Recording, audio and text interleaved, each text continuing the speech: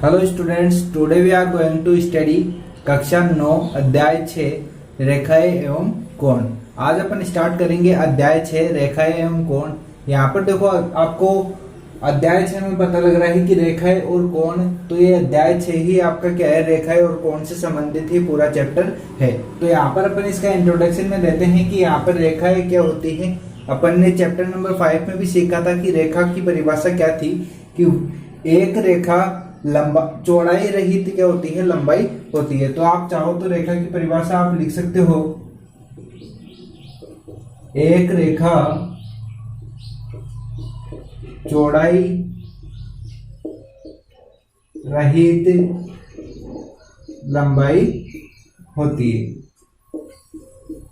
यह तो आपके पास क्या है कि रेखा की परिभाषा है। यहाँ पर एक रेखा आपकी क्या होती है, चौड़ाई रहित एक लंबाई होती है। जैसे मान लो ये कोई रेखा है, यहाँ पर ना तो इसकी चौड़ाई है, तो यहाँ पर केवल एक सीधी लाइन है, इसको क्या बोलते हैं अपन, रेखा बोलते हैं। उसके बाद में आपका आता है कि आपका रेखाखंड क्या होता है। रेखाखंड आपका मतलब है जैसे वह रेखा जिसके अंतिम बिंदु आपको दिए हुए हों, जैसे ए और बी इनके अंतिम बिंदु है।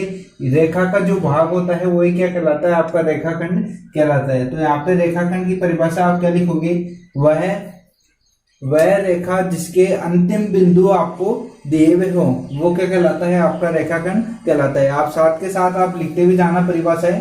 तो रेखाखंड किसे कहते हैं, रेखाखंड वह रेखा जिसके अंतिम बिंदु दिए हुए हो वो रेखा क्या कहलाती है, आपकी रेखाखंड कहलाती है। तो इसका एक रेखा का एक खंड बन जाता है, अंतिम बिंदु अपने पास मिलते हैं। तो यहाँ पे देखो ये जैसे पी और क्यू आपको रेखा है, ये आपका क्या कहलाएगा, एक रेखाखंड कहलाएगा। तो इस प्रकार से यहाँ पे रेखा और रेखाखंड अपन ने सीखा है।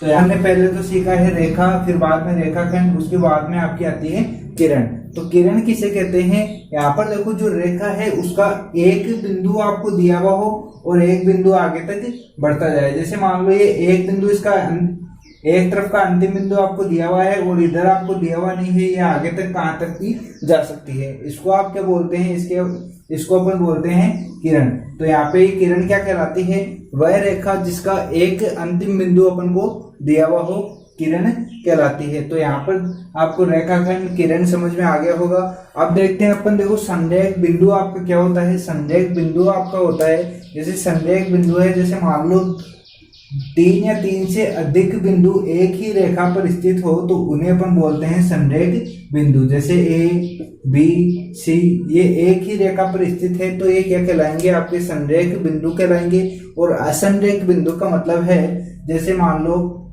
ये आपके क्या हो, एक ही रेखा पर स्थित नहीं हो। जैसे ये ए है, ये बी है, ये आपका यहाँ पे मान लो ये सी है, तो एक ही रेखा पर यदि स्थित नहीं होते हैं तो वो क्या कहलाते हैं, असंरेख बिंदु कहलाते हैं। तो यहाँ पे 3 या 3 से अधिक बिंदुओं की बात होती है।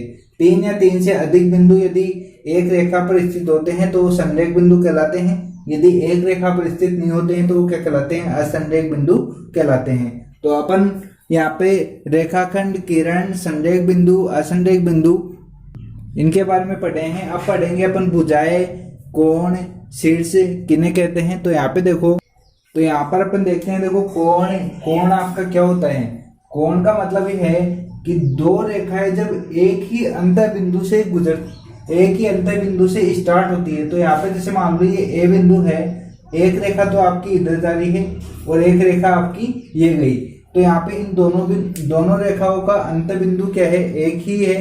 तो यहाँ पे ऐसी दो रेखाएं जिनका अंत बिंदु एक ही हो वो आपका क्या कहलाता है, कोण कहलाता है। अंत बिंदु इनका एक ही होगा तो ये जो रेखा है के बीच में ये गैप रहेगा, ये क्या कहलाएगा, आपका कोण कहलाएगा। अब देखो ये आपका कोण है और ये दो भुजाओं से ये दोनों रेखाएं आपकी क्या कहलाती है, ये क्या कहलाती है, भुजा कहलाती है। तो भुजा किसे कहते हैं, एक ही अंत बिंदु से निकलने वाली रेखाएं आपकी क्या कहलाती है, भुजा कहलाती है। अब आती है शीर्ष की बात। तो शीर्ष आपका क्या कहलाता है, जो इन दो भुजाओं से एक ही अंत बिंदु से जो दो भुजाएं आपकी गुजरी है उसी को क्या बोलते हैं अपन, उसी बिंदु को क्या बोलते हैं, उसी बिंदु को अपन शीर्ष बिंदु बोलते हैं। तो यहाँ पे शीर्ष आपका क्या कहलाता है कि जो एक ही अंत्य बिंदु से गुजरने वाली दो रेखाओं के बीच का तो क्या बीच की गैप तो आपका कोण कहलाता है, और ये दोनों रेखाएं आपकी भुजाएं कहलाती है,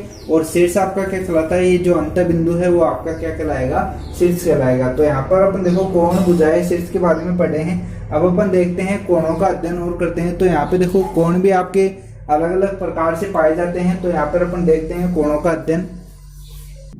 तो यहाँ पे देखो सबसे पहले बात आती है आपकी न्यून कोण की। तो न्यून कोण का मतलब है वह कोण जो क्या हो 0 डिग्री से बड़ा हो और 90 डिग्री से छोटा हो, वो क्या कोण क्या कहलाता है, आपका न्यून कोण कहलाता है।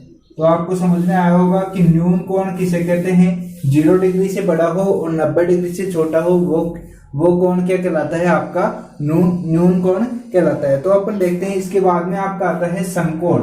समकोण का मतलब है वह कोण जो 90 डिग्री का होता है, समकोण कहलाता है। 90 डिग्री के कोण को ही अपन क्या बोलते हैं, समकोण बोलते हैं। तो यहाँ पे समकोण कोण आपका क्या होगा, 90 डिग्री का कोण ही आपका क्या कहलाता है, समकोण कोण कहलाता है। इसके बाद बात आती है अधिक कोण। अधिक कोण का मतलब है 90 डिग्री से बड़ा और 180 से छोटा। तो यहाँ पे देखो अधिक कोण का मतलब है, जैसे मान लो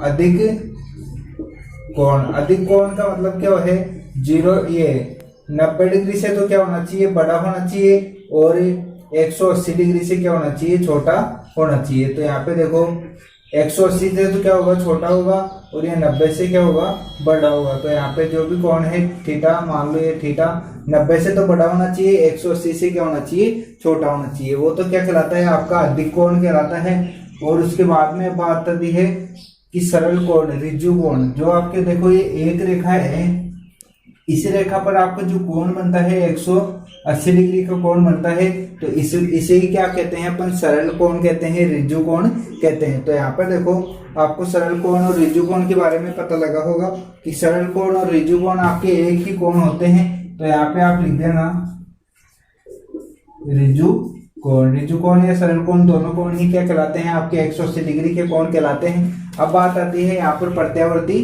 कोण। प्रतिवर्ती कोण क्या कहलाता है आपका।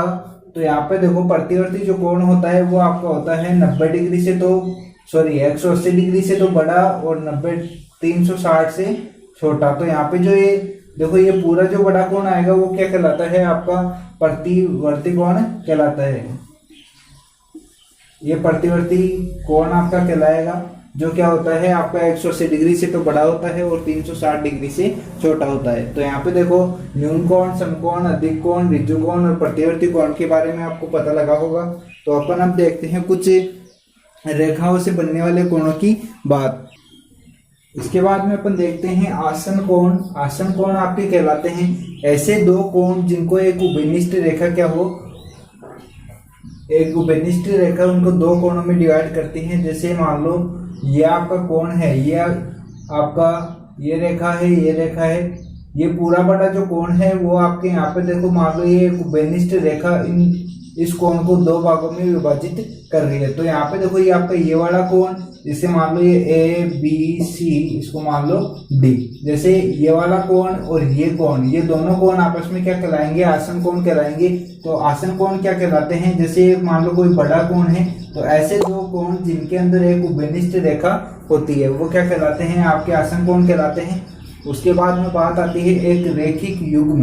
एक रेखिक युग्म का मतलब है जैसे एक ही रेखा, जैसे एक रेखा है इस पे कोण होता है पूरा 180 डिग्री का, तो इस पे यदि 180 डिग्री को यदि डिवाइड कर दिया जाए, एक रेखा की सहायता से बांट दिया जाए दो अलग अलग कोणों में, तो इन दो कोणों का योग जो होता है वो क्या कहलाता है, 180 डिग्री कहलाता है। तो यहाँ पर देखो एक ही रेखा पर बनने वाले कोण आपके क्या कहलाते हैं, रेखिक युग्म कोण कहलाते हैं। जैसे ये दोनों कोण है, तो ऐसे दो कोण जो एक रेखा पर बने हो 180 डिग्री की कोण जो बनाते हैं वो क्या कहलाते हैं, आपके रेखिक युग्म कहलाते हैं। तो यहाँ पर रेखिक युग्म की आप परिभाषा कैसे दोगे, तो यहाँ पर देखो एक ही रेखा पर बने हुए कोण क्या कहलाते हैं, रेखिक युग्म कहलाते हैं। तो यहाँ पर अब बात आती है शीर्षाभिमुख कोण। तो शीर्षाभिमुख कोण आपके क्या होते हैं, जैसे मान लो दो रेखाएं एक दूसरे को प्रतिच्छेद करती है। तो मान लो ये दो रेखाएं एक दूसरे को प्रतिच्छेद कर रही है, तो प्रतिच्छेद करने के बाद में विपरीत और बने कोण, आमने सामने बने कोण क्या कहलाते हैं? बराबर कहलाते हैं, बराबर होते हैं। और यही कोण क्या कहलाते हैं? आपके शीर्षाभिमुख कोण कहलाते हैं। तो मान लो ये ए है, ये बी है, ये मान लो एक्स और ये वाई। तो ए बराबर होगा बी के और यहाँ पर x बराबर होगा किसके? y के। तो आमने सामने विपरीत और बने कोण ही क्या कहलाते हैं? आपके बराबर होते हैं। और ये कोण क्या कहलाते हैं? शीर्षाभिमुख कोण कहलाते हैं। तो आप शीर्षाभिमुख कोण की जब परिभाषा लिखोगे तो किस प्रकार से आप लिखोगे? तो जब दो रेखाएं एक दूसरे को प्रतिच्छेद करती हैं, तो प्रतिच्छेद करने के बाद में विपरीत और बने कोण क्या कहलाते हैं? शीर्षाभिमुख कोण कहलाते हैं। और शीर्षाभिमुख कोण क्या होते हैं? आपस में बराबर होते हैं। जैसे a बराबर b के, तो ये दोनों शीर्षाभिमुख कोण है और ये दोनों क्या है? शीर्षाभिमुख कोण है। तो इस प्रकार से आपको शीर्षाभिमुख समझ में आ गया होगा। तो अब आगे देखते हैं।